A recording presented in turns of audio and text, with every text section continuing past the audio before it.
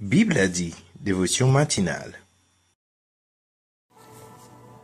Est-ce l'Éternel que vous en rendez responsable, peuple insensé et dépourvu de sagesse? N'est-il pas ton Père, ton Maître? N'est-ce pas lui qui t'a formé et qui t'a affermi?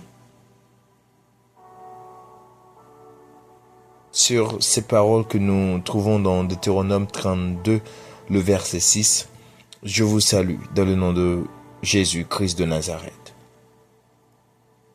Cette semaine, nous allons parler du rôle et de l'importance des pères selon la Bible.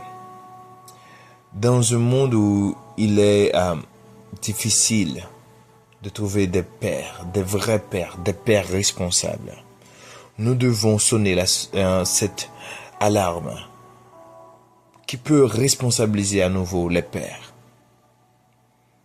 Dans ce monde où, par exemple, aux États-Unis, il y a plus de 20 millions d'enfants, près de 33% des enfants qui ne connaissent pas leur père, qui n'ont pas un père dont la présence physique est dans la maison.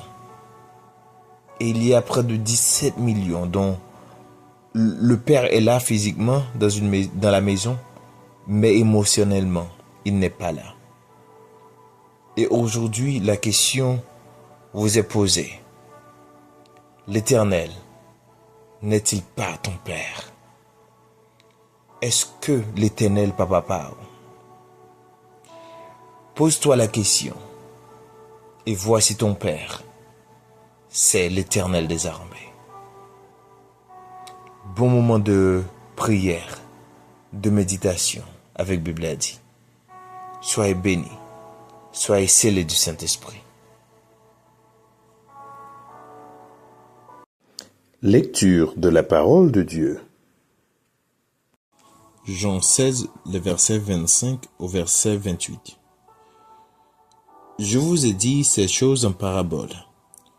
L'heure vient où je ne vous parlerai plus en parabole, mais où je vous parlerai ouvertement du Père. En ce jour, vous demanderez en mon nom, et je ne vous dis pas que je prierai le Père pour vous, car le Père lui-même vous aime, parce que vous avez aimé et que vous avez cru que je suis sorti de Dieu. Je suis sorti du Père et je suis venu dans le monde. Maintenant je quitte le monde et je vais au Père. Parole du Seigneur. Seigneur, mon sang ne finira jamais. À sa main se lève l'agneau assis sur le trône, et plus encore se dépose. Ma vie sur l'autel tout entièrement. Seigneur, mon sang ne finira jamais. À jamais je lèverai l'agneau assis sur le trône, et plus encore je déposerai ma vie sur l'autel tout entièrement. Tu n'as pas hésité à mourir pour moi. À mon doux Seigneur, je veux vivre pour toi. Mépriser, briser la force du noir, pour que ma vie soit le reflet de ta gloire. Gloire, l'agneau de Dieu, assis sur le trône à jamais. C'est le moment de la prière. Vous pouvez prier de la façon qu'il vous plaise, avec les yeux ouverts ou fermés, quelle que soit la position que vous voulez, mais adressons-nous à Dieu. Prions ensemble. Père,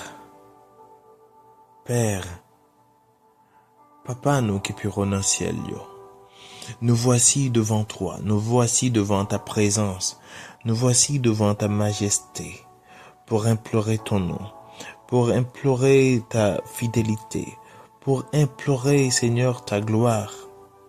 Nous te disons, Seigneur, un grand merci.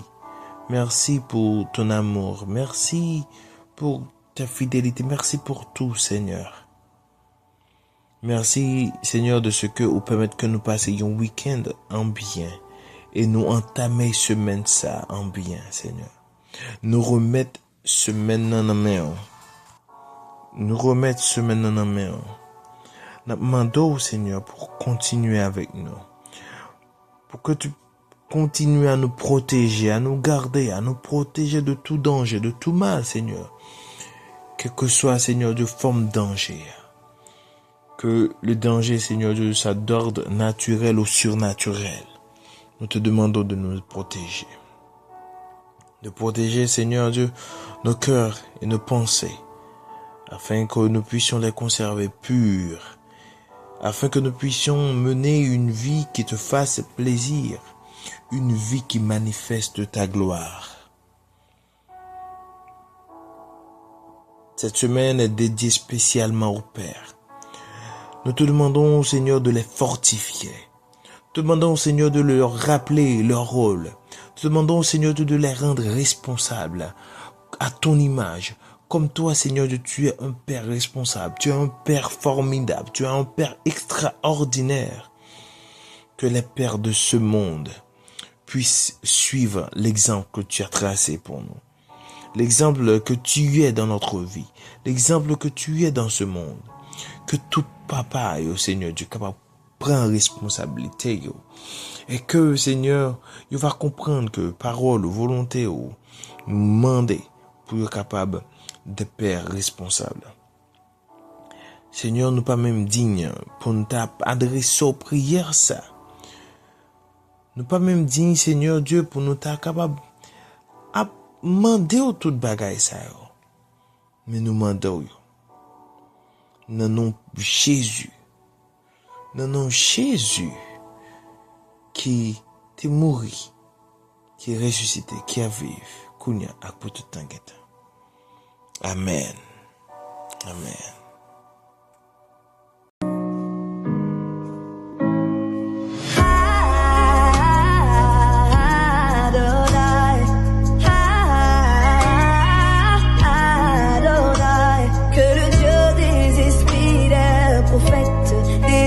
Dans ce lieu.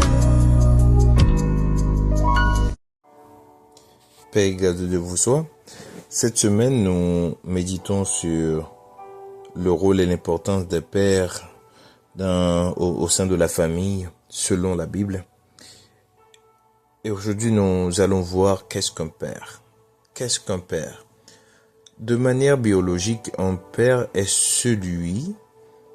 c'est le mâle qui donne naissance, qui, par conception avec la femelle, donne naissance à un enfant.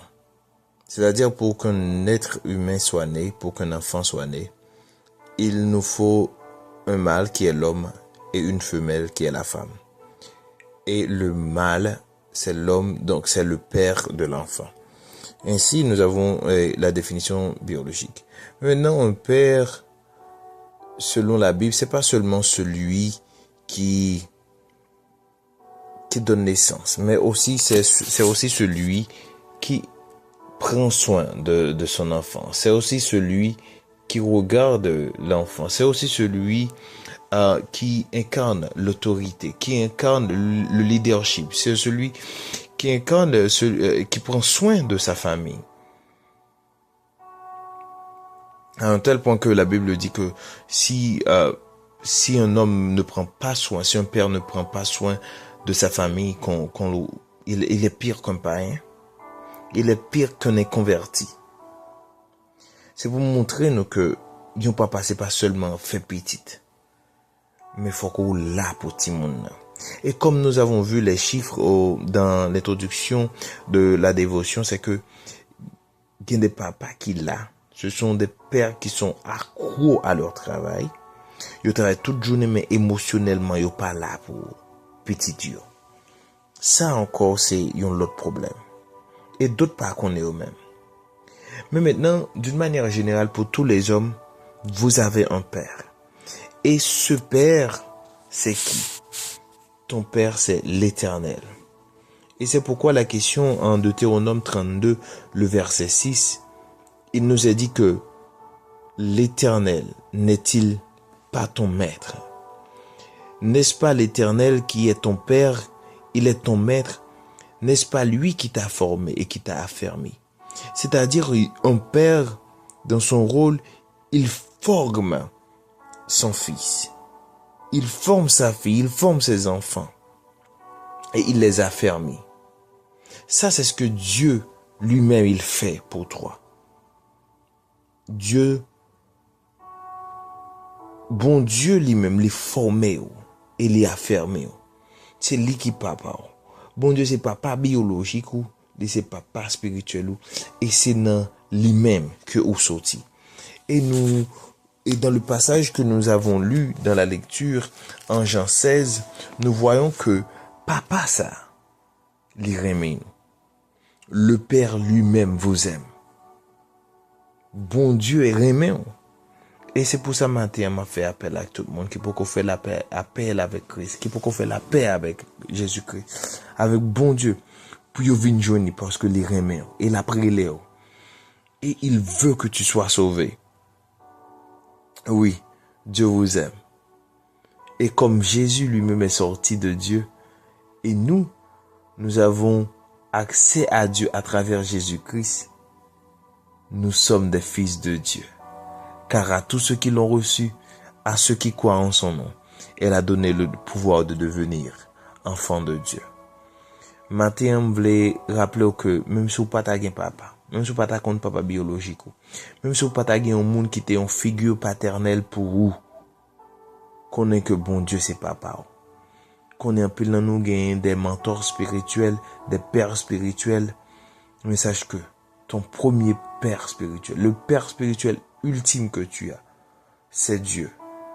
Le père biologique ultime que tu as, celui qui est par-dessus tout, c'est Dieu.